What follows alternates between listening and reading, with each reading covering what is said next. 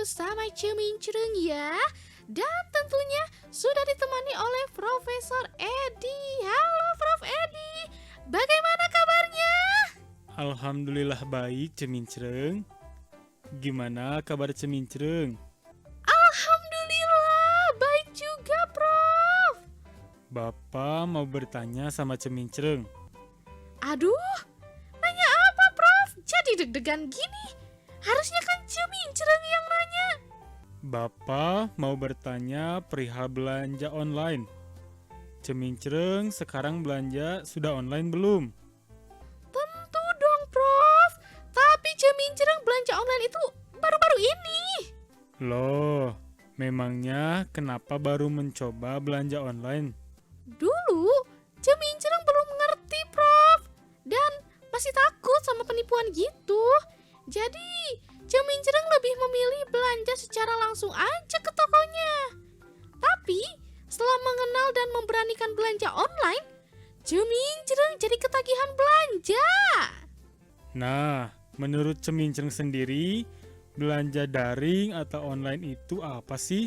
Kalau menurut Ece, belanja daring atau online itu sebuah kegiatan pembelian barang dan jasa melalui media internet. Melalui belanja lewat internet, seorang pembeli bisa melihat terlebih dahulu barang dan jasa yang akan kita belanjakan melalui web yang dipromosikan oleh penjual. Betul nggak, Prof? Betul. Selain itu, kegiatan belanja online ini merupakan bentuk komunikasi baru yang tidak memerlukan komunikasi tatap muka secara langsung, melainkan dapat dilakukan secara terpisah dan ke seluruh dunia melalui media yang tersambung dengan layanan akses internet. Nah, Prof Edi tahu nggak sejarah perkembangan dari belanja online yang saat ini menjadi salah satu kebutuhan manusia?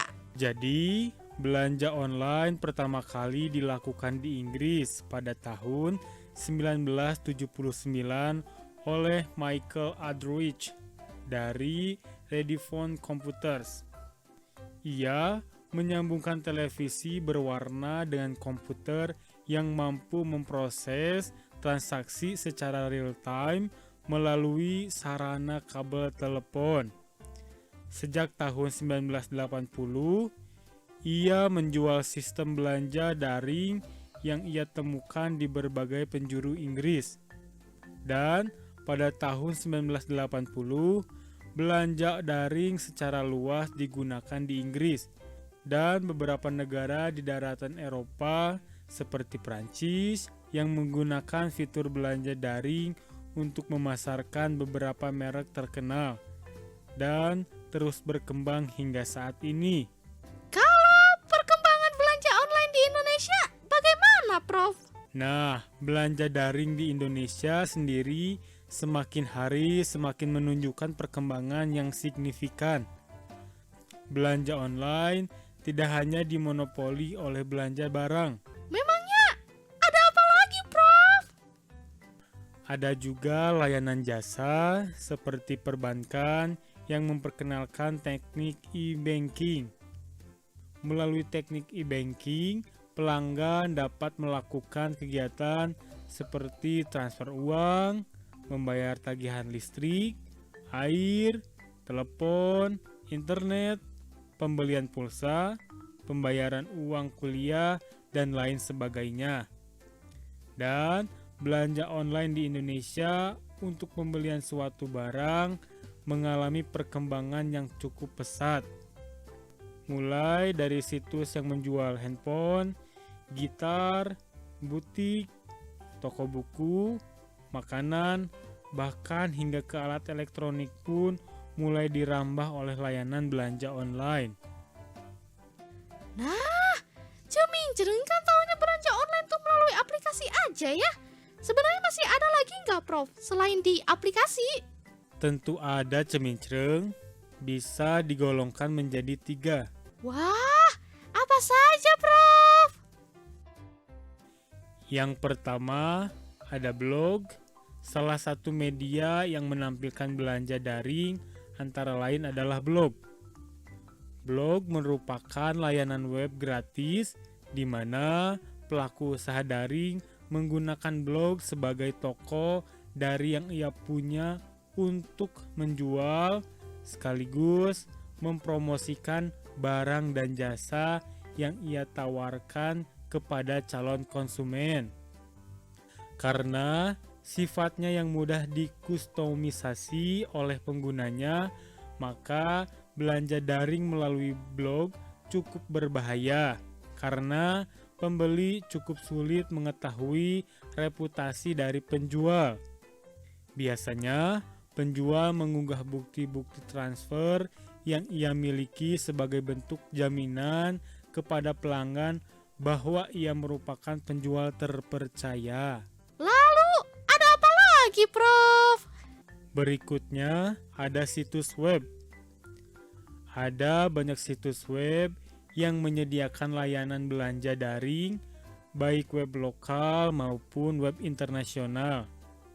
Biasanya terdapat keranjang belanja di mana calon pembeli dapat memilih produk yang akan dibeli. Selain dengan keranjang belanja, pembeli juga dapat langsung menghubungi penjual agar transaksi langsung dapat dilakukan melalui telepon atau email. Biasanya, apa aja yang bisa dilakukan di situs web? Ada banyak hal yang dapat dilakukan di layanan belanja daring melalui web. Di antaranya, yang terkenal adalah lelang.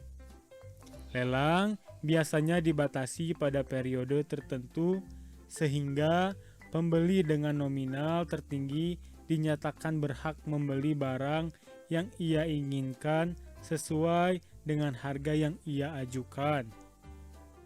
Oh, begitu, Prof. Yang terakhir, ada apa lagi?